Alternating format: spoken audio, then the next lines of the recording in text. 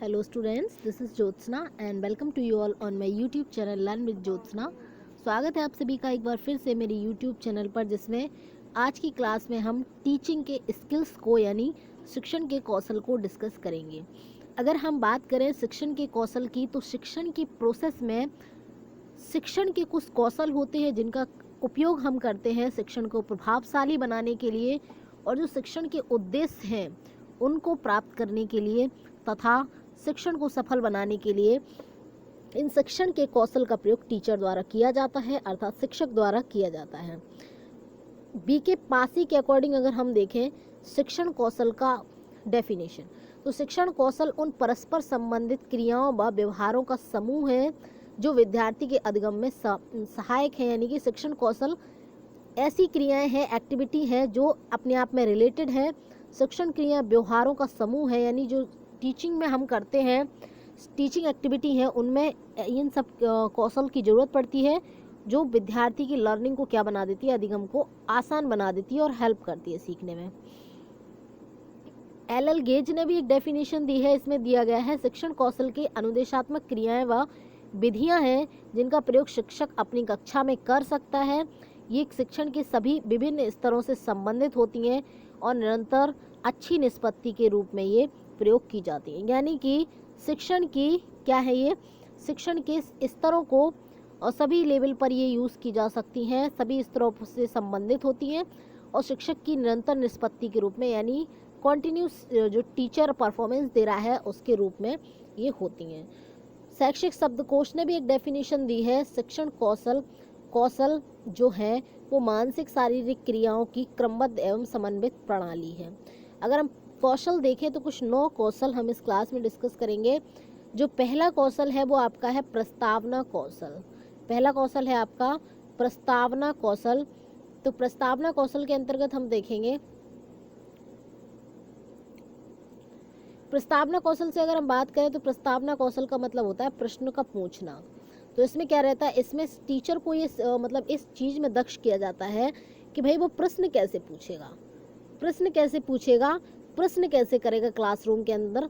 तो प्रस्तावना करना चाहिए,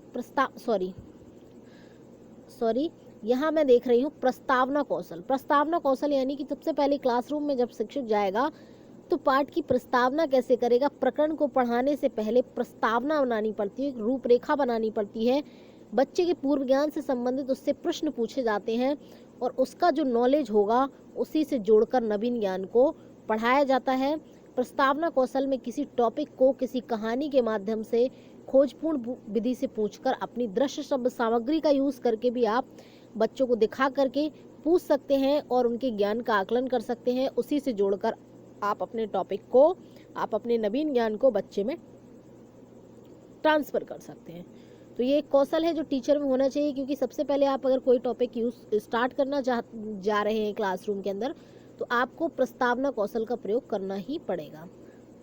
नेक्स्ट है आपका कक्ष कौशल।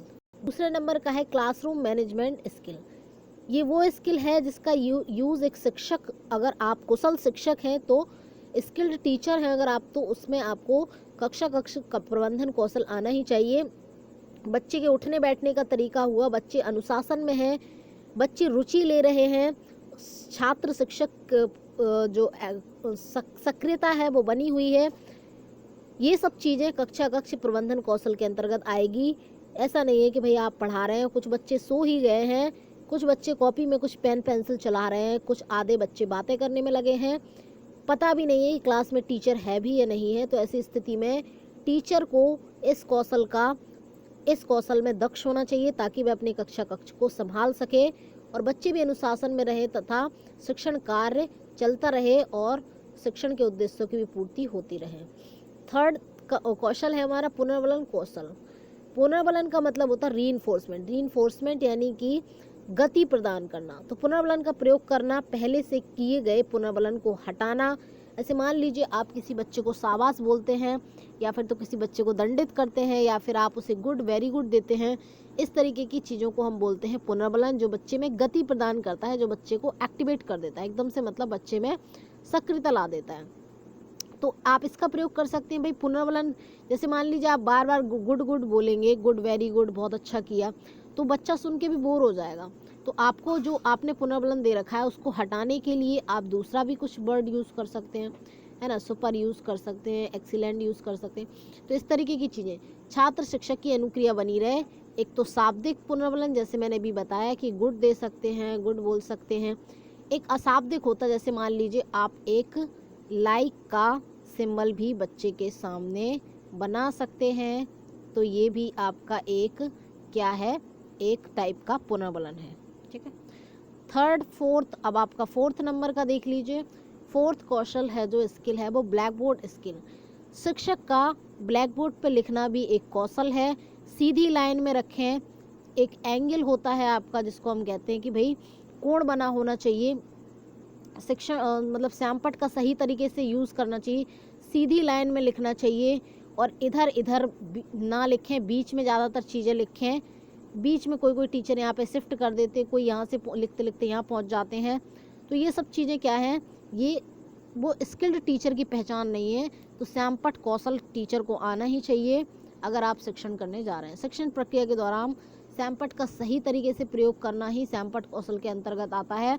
जैसे श्यामपट्ट पर जो भी लिखना, स्वच्छ लिखना, स्पष्ट बस सीधी लाइन में लिखना, सीधा सीधा क्लियर होना चाहिए, शब्दों का एकदम क्लियरिटी होना चाहिए, अक्षरों का आकार एकदम एक साइज का, ऐसा नहीं है कि छा बड़ा लिख दिया और ता इतना सा लिख दिया। तो इस तरीके की चीज़ें ना करें। और चित्र वगैरह अगर बनाते समय अलग अलग चौक का प्रयोग, या फिर तो कहें आप हेडिंग डाल रहे हैं तो अलग चौक का प्रयोग करें। ये सब श्यामपट्ट कौशल के अंतर्गत आता है। नेक्स्ट है आपका उद्दीपन परिवर्तन कौशल। बच्चे क्लासरूम में बोर ना हो तो इसलिए हम क्या करते हैं, उद्दीपन परिवर्तन कौशल का भी यूज़ क्लास में करते हैं। एक स्किल्ड यानी दक्ष टीचर के द्वारा, कौशल टीचर के द्वारा यूज़ किया जाता है। इसमें शरीर का हाव भाव चेंज करना, फेस के एक्सप्रेशन चेंज करना, थोड़ा सा हंसी का मूड रहना, कभी आवाज़ का उतार चढ़ाव होना। तो इस तरीके की चीज़ों से क्या होता है, बच्चे एक्टिवेट बने रहते हैं यानी सक्रिय बने रहते हैं। और बच्चा क्या करता है, सही ढंग से छात्र शिक्षक अनुक्रिया भी होती रहती है, दोनों के बीच सब कुछ सही चलता रहता है। ऐसा नहीं है बच्चे सो गए, कुछ बच्चे इंटरेस्ट नहीं ले रहा, उन्हें मज़ा नहीं आ रहा, कुछ बच्चे पेन उछाल रहे हैं, कुछ बच्चे पेन मुंह में डाल रहे हैं, इस तरीके की चीज़ें कर रहे हैं, आपस में लंच खा रहे हैं, खाने लग गए हैं, ऐसी चीज़ें करने लगे क्योंकि उनका आपके टॉपिक की तरफ ध्यान ही नहीं है, आप बच्चों का ध्यान आकर्षण नहीं कर पाए। 6 नंबर का है दृष्टांत या उदाहरण कौशल।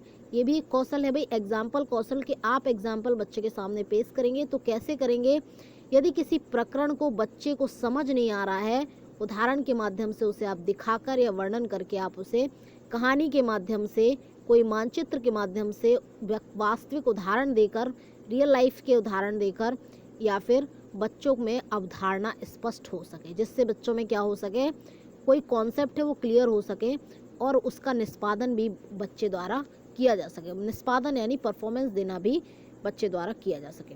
तो उदाहरण जो देना है, अगर मान लीजिए कोई क्लिष्ट चीज़ है या फिर तो कहें हम जटिल चीज़ है, तो बीच बीच में टीचर क्या करेगा, एग्जाम्पल का भी प्रयोग करेगा। ये नहीं है कि सीधी कहानी शुरू करी और अंत कर दी, हम कई उदाहरणों से भी चीज़ों को जोड़ेंगे। तो ये भी एक तरीका है स्किल्ड टीचर के लिए, इसका भी उसके द्वारा यूज़ किया जाना चाहिए। नेक्स्ट है आपका दृष्टांत कौशल या फिर उदाहरण कौशल, हो गया। नेक्स्ट है आपका शिक्षण सहायक सामग्री कौशल यानी TLM skill, teaching learning material.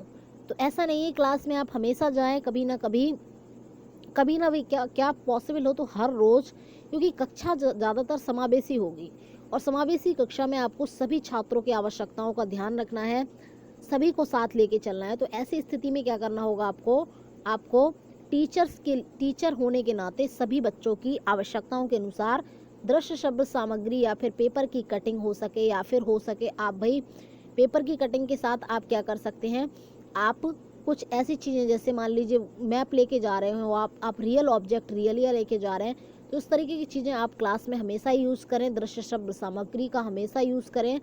ऐसा नहीं है कि आपने बस lecture method, chalk and talk method से आपने सब कुछ कर दिया और पढ़ाई भी आपकी ख़त्म हो गई। तो इससे क्या रहेगा, कुशलतापूर्वक इन सभी चीज़ों का प्रयोग किया जाए। उदाहरण सहायक सामग्री रोचक पाठ्यक्रम के अनुकूल हो, जो उदाहरण हो या फिर हम कहें जो आपकी सहायक सामग्री हो वो क्या हो, इंटरेस्टिंग हो कि बच्चा उसमें देखने के लिए इंटरेस्ट हो, उसका रंग रूप अच्छा हो, आवाज़ अच्छी हो, देखने में अच्छा हो, बच्चा एक्टिवेट हो जाए और आपकी तरफ आकर्षित हो जाए। पाठ्यक्रम के अनुसार हो, ऐसा नहीं है आप पढ़ा रहे हैं जैसे नाउन और आप लेके जा रहे हैं कोई ऐसी चीज़ जो नाउन हो नहीं। खैर नाउन में तो सभी चीज़ें आ जाएंगी। अगर हम बात करें आप पढ़ा रहे हैं जो टॉपिक, उससे रिलेटेड ही क्या लेकर जाएं, सहायक सामग्री भी लेकर जाएं। तो ये एक तरीका है। सहायक सामग्री सस्ती हो, ऐसा नहीं है कि बार बार आप एक पाठ को पढ़ाने के लिए 100-500 की सहायक सामग्री खरीदने जा रहे हैं मार्केट। और उद्देश्यपूर्ण चीज़ें हो, फालतू की चीज़ें लेकर क्लास में ना जाएं। ऐसी चीज़ें जो बच्चे को हानि पहुंचा सकती हैं, चाकू हुआ, कोई इलेक्ट्रिक चीज़ हुई, ऐसी चीज़ें क्लास में लेकर ना जाएं। तो ये सभी चीज़ें हमें ध्यान रखनी होती हैं। नेक्स्ट है हमारा उद्देश्य कौशल। उद्देश्य कौशल ये कहता है कि भाई ये कौशल का प्रयोग किया जाना चाहिए। आप क्लास में जाएं तो कोई एक उद्देश्य तय करके ही क्लास में जाएं। कोई भी प्रकरण उद्देश्य विहीन कार्य क्लास में ना करवाएं। ऐसा नहीं कि चलो आज सिंगिंग कर लो सब लोग, चलो आज आप एक काम करो शेयरिंग पार्टी मना लेते हैं, सब लोग खाना खा लेते हैं। तो ऐसी चीज़ें बिल्कुल ना कराएं। क्लास में कोई भी एक्टिविटी करवाई जा रही है तो उसका कुछ ना कुछ उद्देश्य होना चाहिए, उद्देश्य विहीन चीज़ें ना करवाएं। आप किसी बच्चे से राइटिंग भी करवा रहे हैं तो उसके पीछे उद्देश्य ये होना चाहिए कि उस बच्चे की अगर राइटिंग ख़राब है और आप सुधरना चाहते हैं तो आप करवाएं। ऐसा नहीं है कि किसी बच्चे ऑलरेडी साफ लिखता है, सुंदर लिखता है और आप उससे राइटिंग करवा रहे हैं, तो फालतू की चीज़ें ना करवाएं क्लासरूम के अंदर। खोजपूर्ण प्रश्न कौशल एक कौशल है जिसको हम कहते हैं खोजपूर्ण प्रश्न कौशल। शिक्षण के प्रश्नों को पूर्व ज्ञान आदि से जोड़कर प्रस्तुत करना चाहिए। यदि छात्र प्रश्न का उत्तर न दे पा रहा हो तो उससे संबंधित कोई दूसरा प्रश्न, यानी खोजपूर्ण प्रश्न कौशल का मतलब ये कहता है, मान लीजिए आप जो चीज़ें बच्चे को पढ़ाना चाहते हैं तो हमेशा बार बार उसकी नॉलेज को देखते रहें, उसके अकॉर्डिंग आप उससे क्वेश्चनिंग करें। अगर बच्चा वो क्वेश्चन नहीं बता पा रहा है तो आप उसी क्वेश्चन से संबंधित, उसी प्रश्न से संबंधित जुड़ा हुआ कोई दूसरा क्वेश्चन आप पूछ सकते हैं, उसी प्रकरण का हो। ऐसा नहीं है पढ़ा रहे नाउन और पूछ लिया आपने किसी और चीज़ से संबंधित प्रश्न, है ना। तो ऐसा ना करें। जब बच्चा जवाब नहीं दे पाए तो आप जो प्रश्न पूछ रहे हैं वो आप उसके पूर्व ज्ञान पर आधारित उसी टॉपिक से रिलेटेड प्रश्न पूछें। तो एक प्रश्न पूछने का कौशल भी होता है। ऐसा नहीं है कि आपने कक्षा 10 का क्वेश्चन पूछ लिया कक्षा 1 के बच्चे से, है ना। कक्षा 1 के बच्चे को आप पढ़ा रहे हैं कोई भी टॉपिक, मान लीजिए आप कोई पोएम पढ़ा रहे हैं, कोई कहानी पढ़ा रहे हैं, तो आप उस कहानी से ही संबंधित प्रश्न पूछें। अगर वो उनमें से कोई प्रश्न नहीं बता पा रहा है बच्चा तो दूसरा प्रश्न पूछें। ऐसा नहीं कि आप यहाँ से पढ़ा रहे हैं और यहाँ का कोई क्वेश्चन आप पूछ रहे हैं, है ना। तो ऐसी चीज़ें ना करें। तो ये कुछ कौशल थे जिनको हम कहेंगे स्किल्स कहते हैं, स्किल्स कहते हैं। जो टीचिंग के स्किल्स हैं इन सभी का प्रयोग किया जाना चाहिए शिक्षण के दौरान, तभी शिक्षण क्या होता है, प्रभावी होता है और जो निर्धारित उद्देश्य हैं उनकी प्राप्ति हो पाती है। साथ ही साथ शिक्षण कार्य सफल भी तभी माना जाता है जब ये सब चीज़ें शिक्षक में पाई जाएं, यानी टीचर क्या हो, स्किल्ड हो। तो कुछ 9 कौशल मैंने इस क्लास में डिस्कस किए हैं। कैसी लगी आपको ये क्लास कमेंट सेक्शन में ज़रूर बताइएगा। अपने फीडबैक ज़रूर दीजिएगा कमेंट करके कि आपको ये क्लास कैसी लग रही है। और अगर चैनल को अभी तक सब्सक्राइब ना किया हो तो चैनल को सब्सक्राइब कर लें और वीडियो को लाइक ज़रूर करें, हो सके तो वीडियो को शेयर भी करें। Thanks for watching.